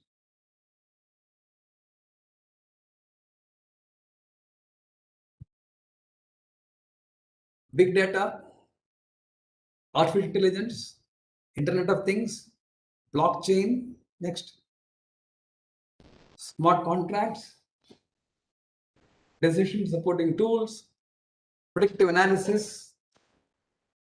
All those things are now part and parcel of legal tech. Many of your students can become legal tech expert and they can make millions of dollars, not by lawyering, but by developing the technology. Possible. The opportunities are huge. Next. These are the legal issues will arise out of these particular types of smart offices. Next. Now come to the businessman. I have dealt with the 5 sectors. Now I look at a poor CEO who is paid a very small compensation of about, say, 2 crores a year or 10 crores a year. Very small remuneration by way of salary or by stock options or by this thing, etc., incentives, bonuses, etc. What is he supposed to do? He's sitting there. He has to ensure that the supply and distribution, supply chain, or the raw material components coming into the right time. What he manufactures must go out. And that is what it is. Kumuda will ask me, what's great thing? Madam, I'm telling you, so many problems are there. In supply chain, he has now tied with 100 vendors in different countries, India. Everything is fine, he's go to bed. One call comes from the inventory control fellow. Sir, these goods cannot be shipped from this country. You say, why? Middle of the night. There is a sanction. US imposed a sanction on this, and therefore UN sanction also exists. Therefore, it midnight yesterday it has happened. Therefore, he cannot ship. And if that is not coming, etc., he can't manufacture because it's a critical component. He is sitting here. Suddenly, US imposed a tariff war between India, US and China. On security reason, they are imposing duties on steel, aluminum, etc., etc. Never heard of it. It has got effect here. Suddenly, oil prices go up. At a time when the oil price became cheaper than water.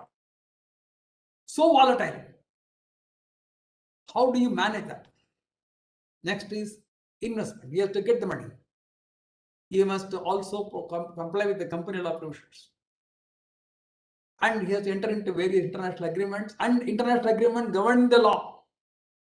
WTO agreements, FTAs, etc. also govern his buying and selling.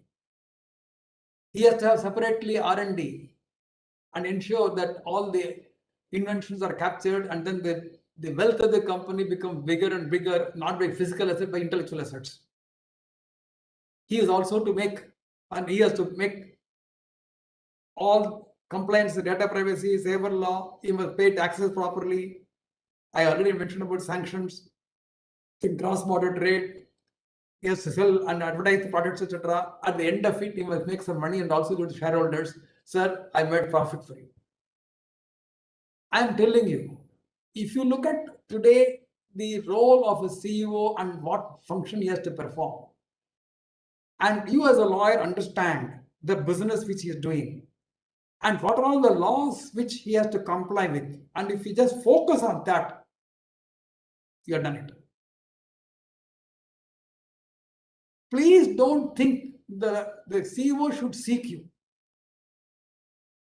Ensure that you get the capability to handle those issues which CEO is struggling with legally. You can't now change the sanction, etc. How do you overcome? I give an example. There is a company in India which is producing and supplying oil pumps to oil companies all over the world. It has a subsidiary in the US to produce the motor. And the motor is manufactured with a subsidiary company in the US, supplied to India, assembled to a pump, and supplied to oil companies. And 25 pumps were supplied by this company, Indian company, to a company in, say, Dubai. Out of those 25 companies, more pumps, 3 landed in Iraq. And Iraq company, oil company, did. And the motor became disfound. So the company asked for replacement of the motor or repair of the motor. Went to the distributor in Dubai. Dubai asked the Indian company. Indian CEO sent a mail to the US company saying that kindly arrange a pump to be supplied to so and so address. And the minute the mail came there, and then the compliance officer of that company, he saw that this motor has already been installed in Iraq, where US has given a sanction, and no company could have dealt with that company. The general counsel there started shivering. He did not know. Now the Indian company knew what is the consequence of this.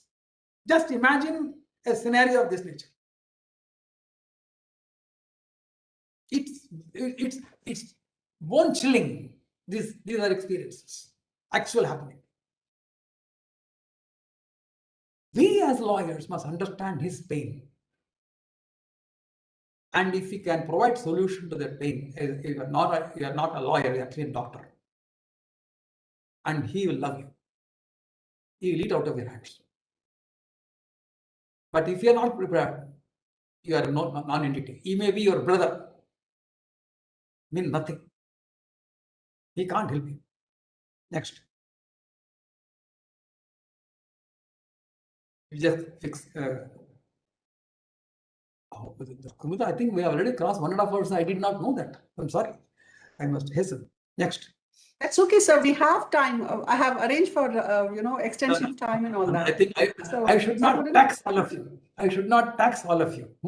So I have arranged for more than enough time. I really like. I'm fine. No, but I have also the presentation, so I have a lot of time on. Then I've got regulatory compliances with the CEO. I'm just giving some examples here. Tax compliances.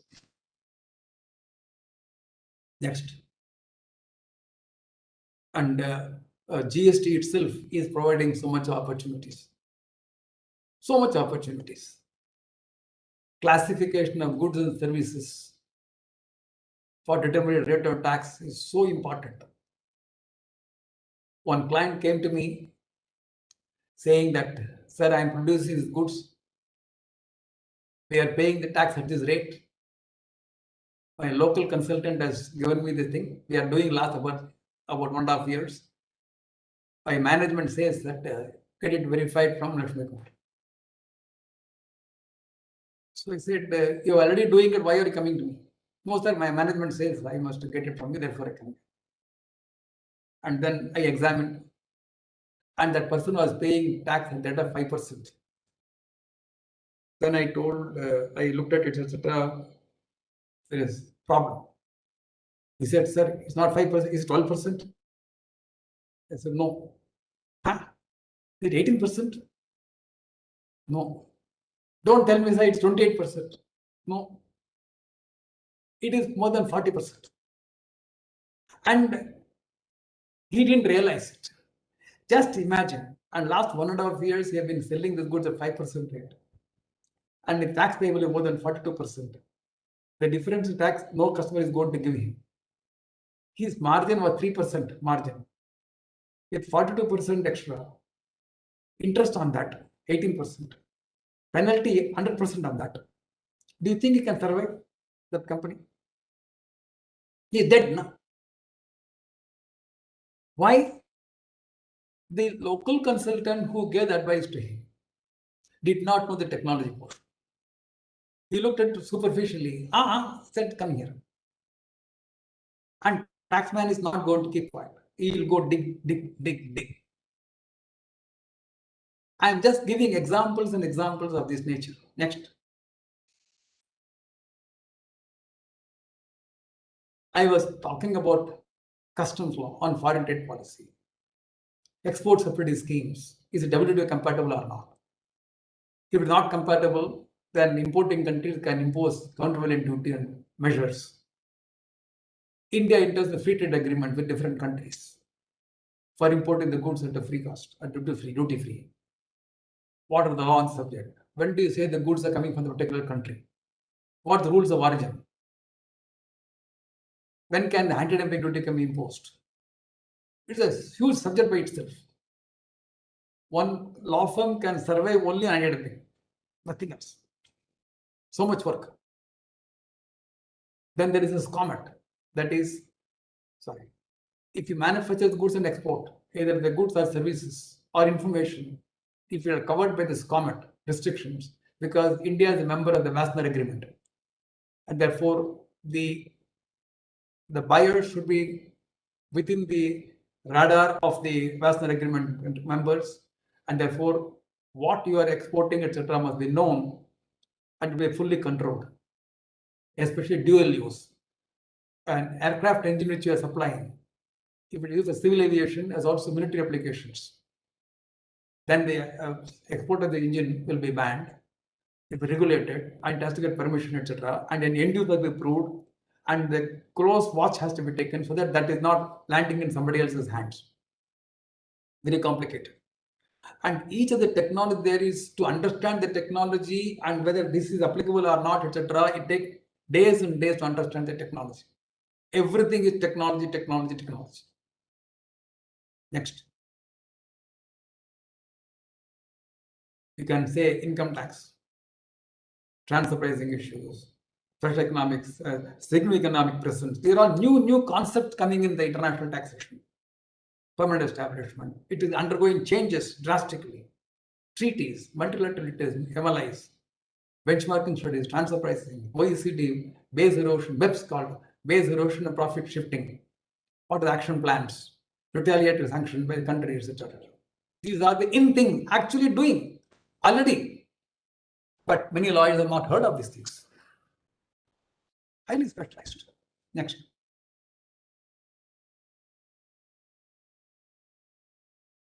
Before I say goodbye, I must talk about the space industry. How many of us are aware that India is a major player in satellite technology? It is not about sending your satellite to Moon or Mars. It is one. That is basically the curiosity as to what exactly Moon contains, livable, non-livable, etc., whether water content is there or not, etc. That's one aspect. But the more important business for ISRO is positioning the satellite in a geocentric position and keep it there and ensure that the rotation of the Earth, the speed, relative speed of that particular satellite and this are synchronized. And different slots are available in the world for those type of parts. And when you launch a satellite here, the satellite takes a trajectory to go and fix in a position. The differential equation involved in the path to be followed for the satellite to go and position there and remain there and remain, it's not stationary. It is moving with the same field rotation as the Earth. Earth is rotating, this must rotate, and it must also go around the sun. It must go at the same speed as if it is now relatively stationary, geocentric position. Once you do that, then you can satellite telecommunication can take place, your satellite communication can take place, you can rent it out, transponders are there, etc. Just imagine, Kumudar, the issues involved here. Which country that sphere belong to? Permanent establishment. And you have invention there. Who is the owner? Which country is the owner? And when the communications go from where the uplinking takes place, the cricket match you are seeing here, it is uplinked there and then come back to the signal. And the uplink can come to different countries. You can receive it here. From here you can send, another country can receive, etc. Each one of those transactions are so complicated. And it is so interesting to handle matters of this nature unless you understand the technology as to how this operates, I don't think you can provide a legal solution to it. And it is a fascinating subject for any astronomer. As a student of math, I'm a student of mathematics, so I love that subject, etc. And when you talk to the scientists, and if you're talking about legal jargon, they are put off. But you must explain to them in their language what the legal compliance is required. And the entire, see, I can understand you have sent a car or aircraft from here to France, and whether it is in the France or India. But we are now taking a position is beyond this space, and then it is somewhere in the space.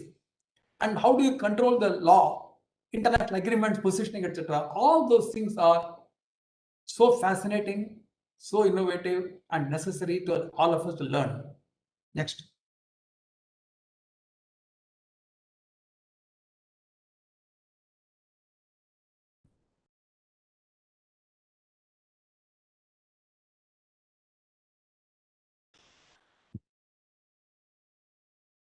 I don't know whether I should talk about all those highly the technical jargons, global recognition of launching lunar probes, building satellite, transporting foreign satellites. India can put in its a foreign satellite and launch it here. It's possible. It has its own launch vehicles, geosynchronized satellite launch, GSLV, polar satellite launch, PSLV, large base SMEs, supply of parts to these items, indigenous supply, locally procured, opportunities for them to participate in this type of thing. And India, ISRO is now looking for PPP for the launching of the satellites themselves. If you go other countries, private sectors can actually launch satellites. It's possible. I'm told that ISRO is now going for a space travel, and you can book a ticket and then you can travel to space and come back. It's not like going to London or something. It's just going to space and come back. It's possible. And how do you leverage our India's position, and how India negotiates with other countries in renting the space in the satellite to other countries for uploading or uplinking their signals. Next.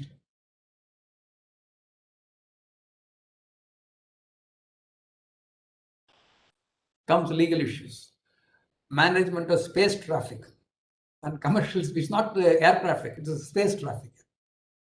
Use of space satellite for communication, spectrum management. It's a big problem. Outer space taxation. Management responsible to the space debris. Because when satellite disintegrates, debris come. In fact, China's debris were coming, and then there's a big problem where it will land and all those things. What are the consequences if it lands on a dwelling area and it destroys? Who is responsible? Outer space taxation. Within activities, aboard space station by organizations, it's possible. How will you say it's business presence? Which country? Yes. Next. Telecommunication and IT. Again, huge opportunities. I think Ishita, we are taking their time. Come to the next one. Last but not least, education. I am telling you, madam, education is a big business. You are in the right business. You are a teaching business. I would not say business. Being a government college, etc., you said you are a teaching profession. Let us put it. But it is a big business. You tell me, India's education sector has been valued 101 billion in 2019. Several edtech companies are coming up. Smart classes are being done. The children are not able to go to the school. It is now done e-classes. Pandemic has increased the presence.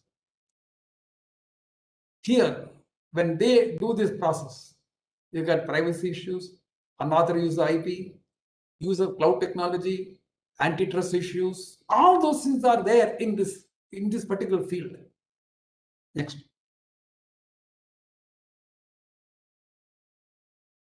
Next is banking, e-banking. We have already mentioned about it already. We can skip this portion. Come to transport. Technology for transformation positively impacting the society and environment. Driverless cars is no longer imagination. How does it happen? Entirely controlled by internet. Softwares are being, it can basically, it will run how? A human being is replaced. So it can see what is the car coming behind, side. It will go on taking pictures, information gathering. So therefore, without the knowledge of the other car, this car is gathering information about this. And it's all kept in capture.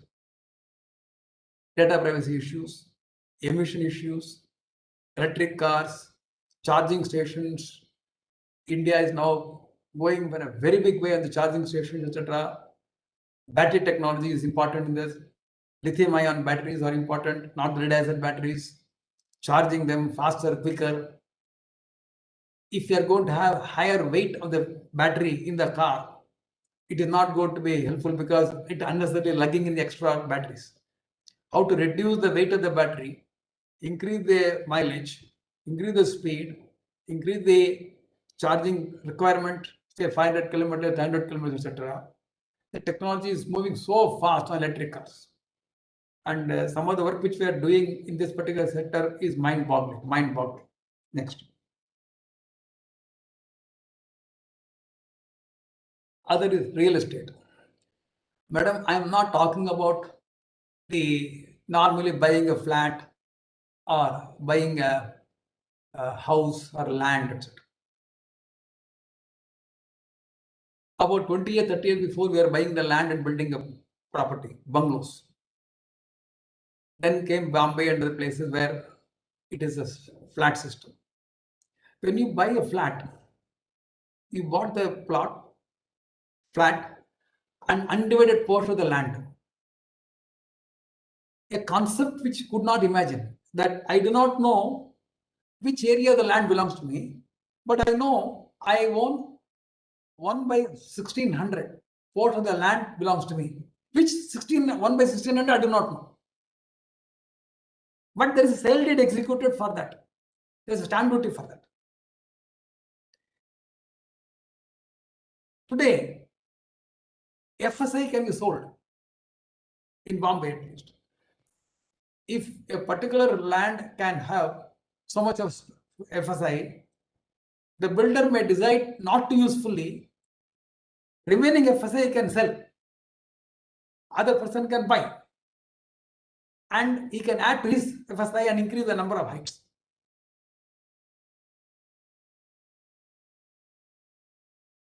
Timeshare. It is possible for you to buy the ownership of a particular hotel room for 25 years, and you can use that for 15 days or 1 week in a year. Whichever hotel chain has got anywhere, I can go and stay there. So I got a time share of that particular portion of the building for 1 week. Did you hear this type of things earlier? Now, how do you handle this? What type of law will apply to this? The business is changing. The needs are changing. And the law is changing. If lawyer is not changing, you'll get answers. Yes. This is one of my passionate subjects, international trade, which I do extensively, like dumping, subsidies, then safeguard duties, sanctions, non-tariff barriers, market access, tariff wars, export controls, licensing, ISA. So many issues are coming up in international trade, and it is very, very complex. And to provide a solution to the client to overcome these type of problems and still run his business is a big, big challenge.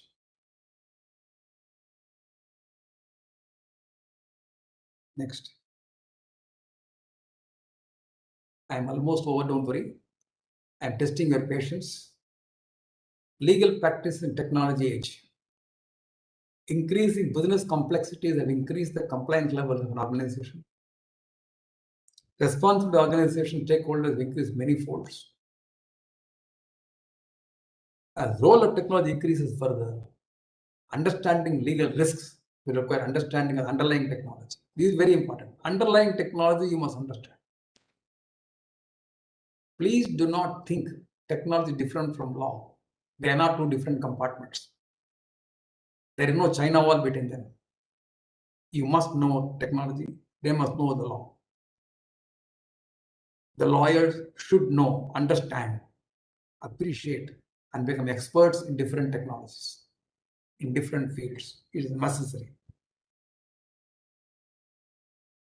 If this is necessary, what needs to be done? Next.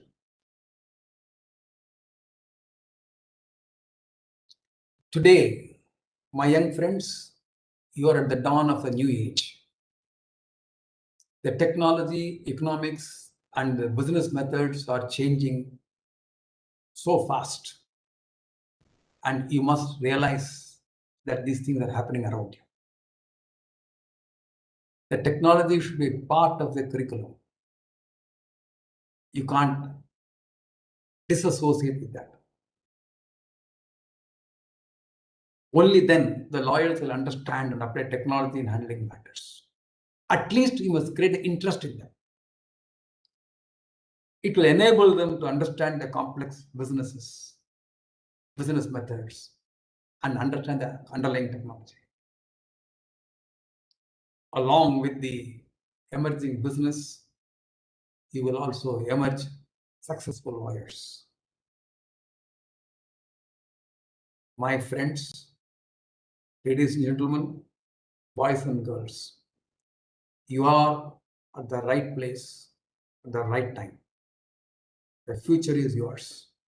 It is in your hands. If you want to take it, it is for you. If you want to discard it, it is again for you. Don't blame others. Blame yourself. Success should come to you because you want to tread untrodden path. Beaten track, there are many people to do. If you want to drive your car in a highway, nothing great. But if you have to travel, tread on a hill, which is full of thorns, stones, and difficult terrain materials, if you want to scale the new heights there, you cannot use a highway. You have to tread, you have to create your own path. When you reach there, then there is a path is created. Others will try to follow you.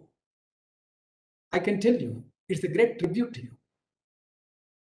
One day, my junior came and told me, sir, the writ petition which you have drafted and filed, other lawyers have copied and then filed many writ petitions. So what do we do? Should we fight a case against them on copyright? I smiled. I said, my dear friends, if somebody copied your material, that means you are so unique. Be happy. We are not here to deprive somebody else. If you lay a path, if others to follow, you have done it. And you will be restless there also. Whatever you have found there is not enough for you. You will again go further.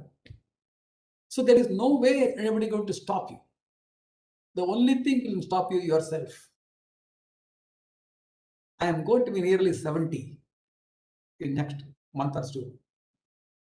But I am as young as my young partners. And today morning, I ran 15 kilometers in the morning. Every alternate day I run at least half a dozen half marathon a year. Why? The reason is you have to keep yourself fit physically to become mentally alert. If you want to give solution to complex problems, you can't be lethargic. the physical age and the actual age are different. People don't realize that. The physical age would have put in so much restrictions to you.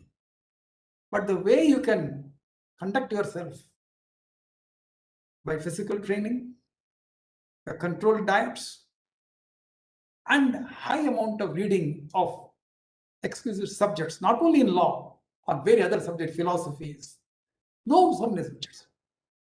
And in fact, you don't require a sleep for more than 3 hours.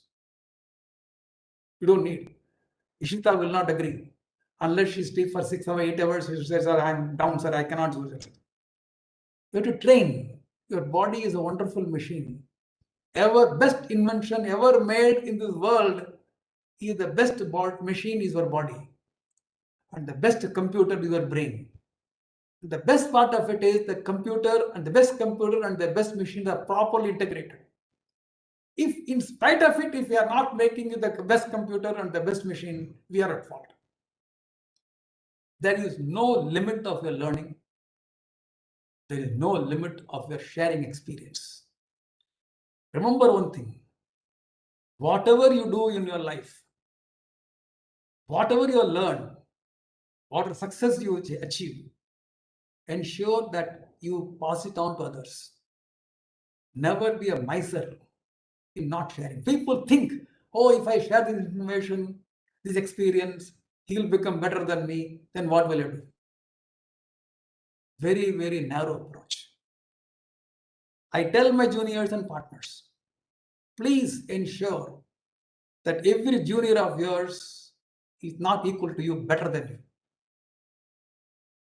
And only then you will be surrounded by intellectuals, brilliant people, and who can support you when you are going to handle complex matters.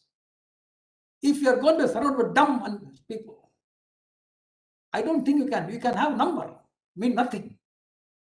You need to be surrounded by most intelligent people, experienced. And they should look up to you and you should look up to them.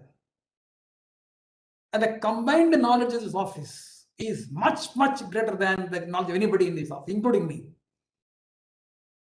And that combined knowledge is what is important. And the client deserves this, court deserves this. Please don't think that I have learned it, therefore I don't have to tell others so that I can become better. You will never become. Remember this, when Drona became the commander-in-chief in Mahabharat war, when Duryodhana asked him, sir, you are becoming very happy now, or you become commander-in-chief after Bhishma fell? Because you are commander-in-chief, therefore you are happy. He said, no. Tomorrow I am going to fight Arjuna. And I will use all my weapons, this thing I am going to use against him. Yet, he is going to vanquish me in the battlefield. Because my student is better than me. And I want the entire world to know that I created a student who can vanquish me in the open, in the world, in spite of the bitter fight I give. And that is the day I was waiting for. Tomorrow is the day I am happy today. Kumuda, this is what is needed. Every one of us must realize that if the knowledge is not permeated, we will be reinventing the wheel. The first day, the first person who invented the wheel from the square to the wheel, if he has not passed on the knowledge to us, we will be doing the same thing. Do you think we'll have an iPad today? A person who can imagine a product was not in existence because what is the economic theory, Balaji? There is a demand and a supply. There may be a supply and create more demands. Now, he reversed the logic. He said there is no supply at all, I'll create demand. And creating the demand, he made supply. He became a premium product. My 3-year-old grandson can use iPad much more effectively than me. He doesn't know alphabets, but he can use iPad so well. It's a great invention. And these are the cutting-edge technologies. And that is what ultimately you mean, that passing on this information, knowledge, and experience to everybody is a duty. You are not doing anything which is as a concession. It is our duty to do so, because you leave a legacy of creating great intellectuals. Never be selfish.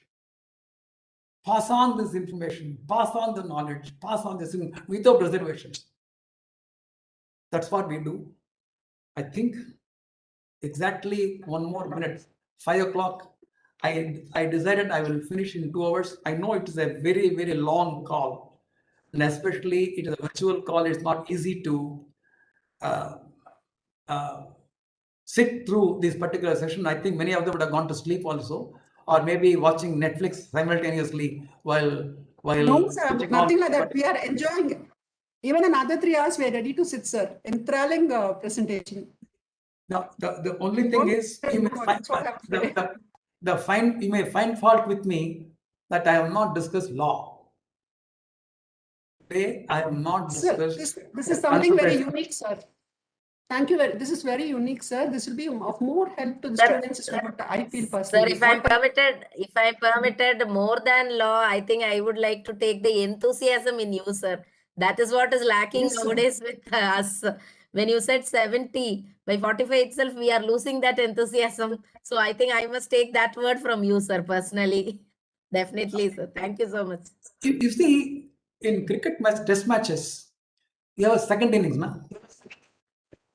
Yes. So I took 35 years to score a century, let us say. In next 5 years, I was another century. And I must tell you one thing. People, if they say I am retiring, it is the greatest punishment to them. The government and organizations, even when they're retiring a judge, I would say it is a punishment, because the mind vegetates unless they become arbitrators, etc., etc. The day your mind becomes rusting, your health deteriorates. You want to be healthy, you have to be mind active, physically active, and control your tongue. Not only eating, also in talking. This tongue is a 3-inch organ in your body which tastes food. And because of the taste so good, we go all over the world to take food. All junk we take because it's nice to the tongue. After it crosses the 3 inches, when it goes into the food pipe, the taste is lost. You are now loading the body with such items which are not necessary. Similarly, when you're talking loosely, when you're hurting somebody, etc., you're leaving a scar. So most important thing in the entire body, according to me, is control your tongue. Train the tongue properly. Everything will be all right. Thank you very much, all of you. Best wishes to all of you. Thank you, sir. Thank you, sir. Thank you very much. Have a nice day. Given us all this time. Thank you. Abhishek? Thank you so much, sir, for such an inspiring, valuable, insightful, and highly informative session. Really means a lot, sir. Thank you so much, sir. So now we are moving to the questionnaire session. I request the student coordinator, Kirtana Kanderi, to proceed with the questionnaire session. Yes, thank you, Abhishek. Abhishek and Kumada, I have one thing. Yes, sir. Yes, sir. I have a commitment at 5:15 onwards. So I was told, another 13 minutes I will spend time with you. I must at 5:15 I must go. Thank you, sir. Thank you so Yes. much for giving us so much time. Thank you. Bye. So there is a question from Geeta. The question is that if you can share some latest court experience or anything that you have dealt in court while handling technological cases. Yeah. There was a case of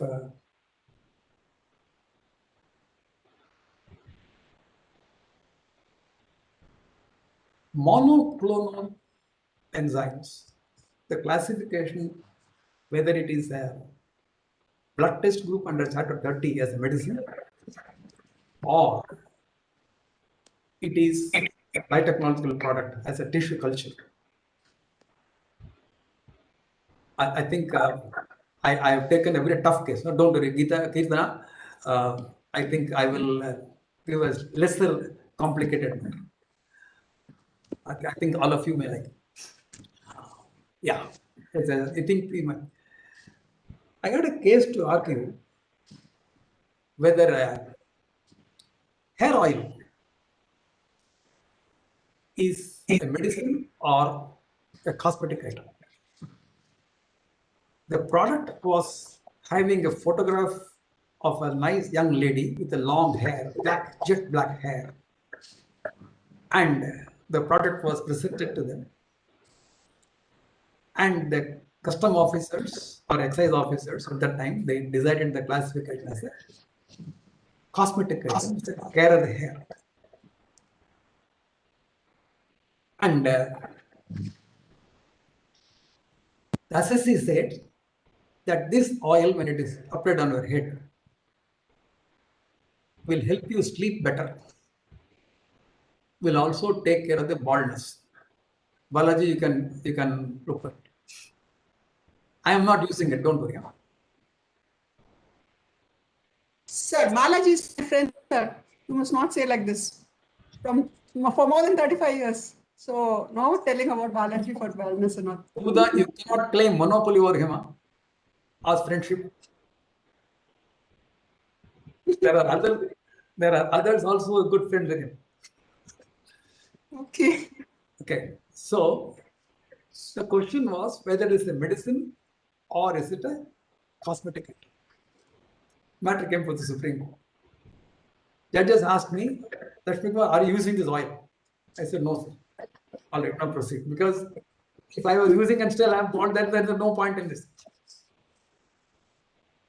They said, Lakshmikumaran, look at the photograph. It is a young lady with a long black hair.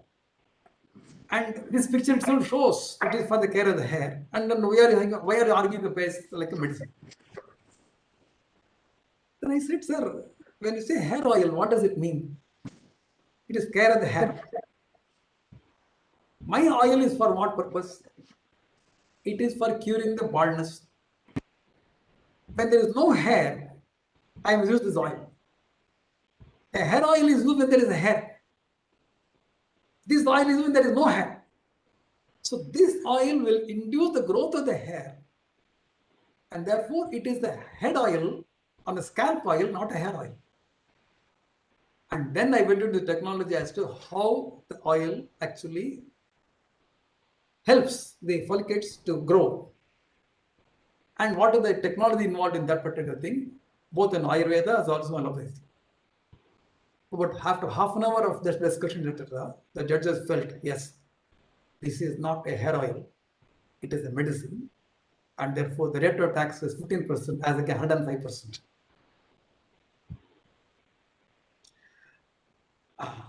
I do not know how many examples of this nature I can give, Kirtana. No, so that much is enough, sir. That was very insightful, sir. I know that. I know that you are getting bored with regard to this. No, sir, nothing like that. Ask important questions, Kirtana, something which are complicated. Just you Yes, can sir. choose. So there's one more question from Moitri Maiti, LLM student from Bankura University. Her question is, what are the effects of white-collar crimes on business ethics? Okay. Yeah, a good question. The white-collar crime, how do you define it, first of all?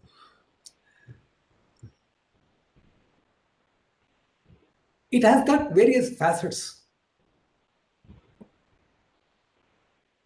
While apparently everything seems to be all right, you are doing the business in the right way, there are violations of those businesses which has resulted in windfall profits to you, either to you or to the organization or to somebody whom you wanted to favor. Many of the actions are colorable in nature. Apparently it looks all right. Deeper down, there is a problem. A simple example. If you want to take bribes, today taking the bribe is not a the user shun is not correct. Then I say, okay, I got a company, you buy the shares of this company. It's not my company, it is somebody else's company, my friend's company, you can buy the shares of the company. Is that fine, sir? That company shares otherwise worth $15 or 15 rupees. He buys it for 10,000 rupees per share. And bought. The excess money comes into the company, ultimately it is siphoned off in a different manner. Have you taken a bribe in that particular sense, in the normal sense of the term, etc.? No. But in a situation of this nature where you induce somebody to buy the shares of a company which is much higher than what was the normal value, and because of this you benefited him in some transaction, and he gave back this particular transaction, this nature, etc., it will qualify as so-called white collar. Business ethics prevents this. You see, ethics is a very, very sacred word. It is not merely what is prohibited by law. Morality, self-restraint, self-control, all important. When I say in our office we follow highest form of ethics, what does it mean? It doesn't mean that we follow all the principles of Advocates Act and Bar Council rules. That's at one level. But you say, no, that's not enough. We will raise the bar much above, 3 times, 10 times more than what the law requires, and follow that as the principle. Any person coming into our office, first interview, or the first session, Kumudha, I will tell you, we take about 30-40 students every year. And I'm telling you, I'm complaining to you, that the education which they get in the law school and what I require, there is a huge gap. Therefore, we conduct about 3-4 weeks of training to them. I write a syllabus and my partners teach them, like a classroom. And the first session is taken by me on ethics. What you should not do and what you should do. Very clear. After that, only talk about evaluation, this, etc. First session is on ethics. And it is drilled into their head. Today, if you are able to follow all those things, etc., then join. Otherwise, right now you can leave. No problem, no strings attached. So when you are talking about business ethics, is that what is prevented from doing law, or your own what you feel is not correct, law may not be there existing. That is called ethics, and if you first follow that, then the white collar crimes or blue collar crimes or brown collar crimes will not happen. But when you throw the ethics into the wind and try to innovate in which you can get or do things which will be beneficial to you unlawfully or unethically, then you get into this problems of these days. I just gave one example of white collar crime. It could be many facets of this. Thank you for this question. Thank you, sir. The last question is from Varghese. His question is that US is blocking the appointment of new members to the WTO appellate body. Will it in any way impact Indian economy? Good question. The appellate body in the WTO is the forum whereby the dispute settlement body decisions are being questioned. When a country like India is fighting a dispute in WTO against the US, for example, I argued a case in Geneva, representing the government of India, against the countervailing duties imposed by the United States on the import of steel from India. We argued that the law in US, which triggered this particular investigation and imposition of this duty of this magnitude, is not compared to WTO. We succeed with the dispute partner. Then the the US filed an appeal before the appellate body. We argued by appellate body, also we succeeded. So what really happens is, in appellate body decision, once it is delivered, if any one country adopts this, that is deemed to be accepted as a correct. So for the winning country will always say, yes, we want this implemented. And therefore, appellate body decision become binding on the parties in question. A disputable body is not, because it's appealable. By abolishing or at least not appointing the appellate member in the WTO, you have blocked that process whereby the decision of this become binding on the other country. To this extent, India is not able to allege and succeed against the non-tariff barriers and tariff barriers put across by other countries against India. And therefore, the non-functioning appellate body, to the limited extent of the trade being affected, because of this particular non-availability to the appellate body, to this extent, the Indian economy or the particular sector will suffer. The other way could be, I'm sorry, you are not asked this question, I'm going extra. No problem, sir. We could retaliate. If they call tit for tat, like US imposed tariffs of steel and aluminum coming from India along with China because security lost. They filed disputes resolution, nothing is happening there, etc. These are okay. For our security reason, I want to impose taxes on the following goods coming from US, especially technology products, etc. So this is the retaliation. The retaliation need not be the same commodity. The commodity being affected from export from India could be, say, steel. To teach a lesson there, we may impose what is affecting the most. Kirtana? Yes, sir. It's a very interesting approach together on this particular question of how the international trade operates, how the rule-based regime operates in the WTO. When the rule is violated, become unruly, then how the countries can pull each other and then try to teach each other is a very complex matters, but very interesting. And thank you for asking this question. We'll wind up for additional session. Yes. Kirtana, Yes. shall we? Yes, Thank sir. Yes, ma'am. Okay. Abhishek, vote of thanks, please. Thank you, Kirtana. Thank you, Kirtana, and thank you, participants, for your questions. Now I will move to the vote of thanks. Thank you so much, sir, for answering all the questions. Now I'll move to the vote of thanks.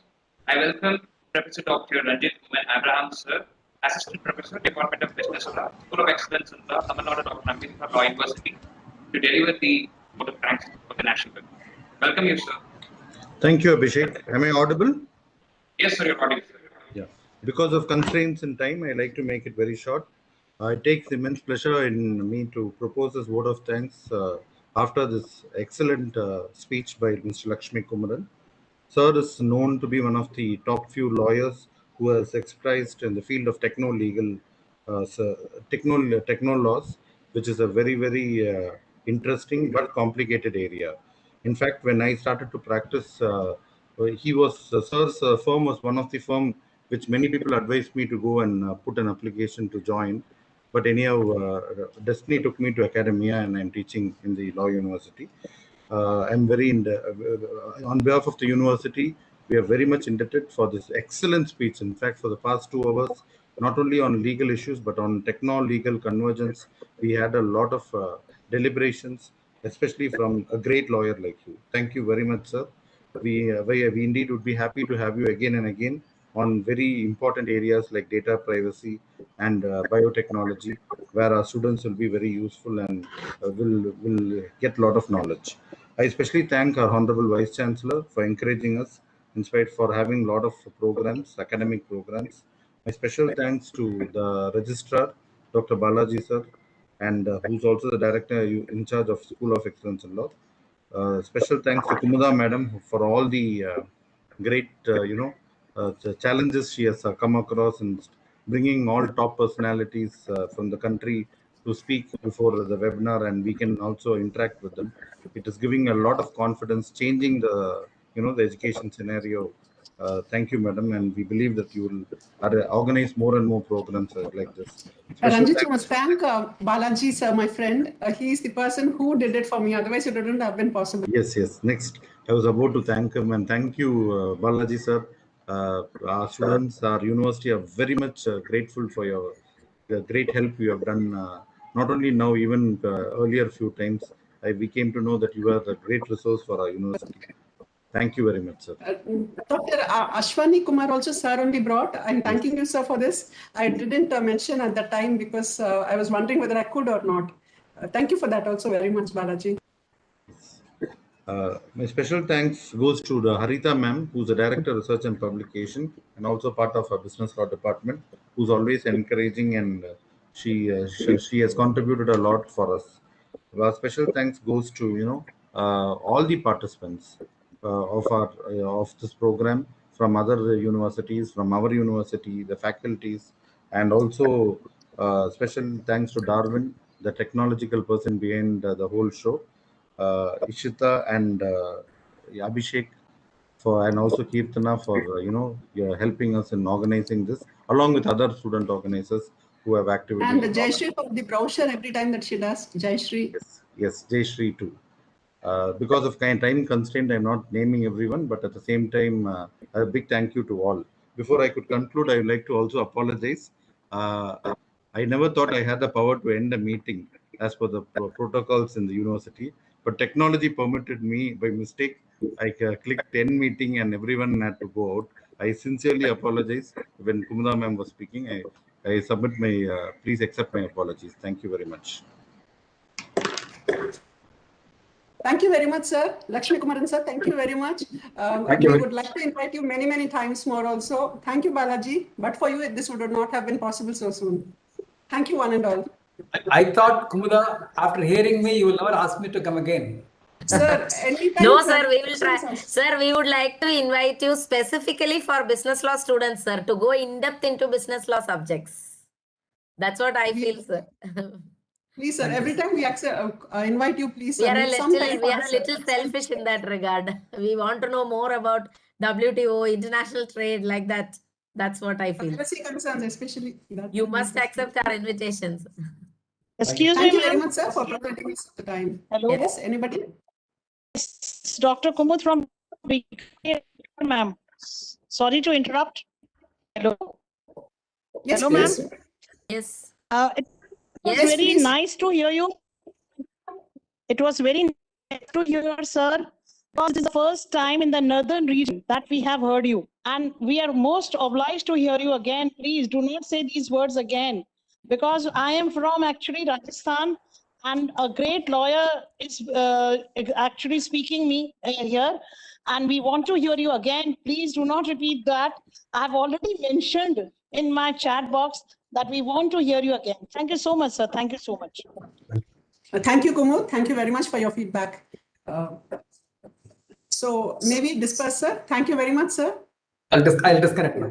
Thank you. Yes, sir. Thank you, sir. Thank you, Balaji. Bye-bye. See you later. Thanks, Bye. Balaji.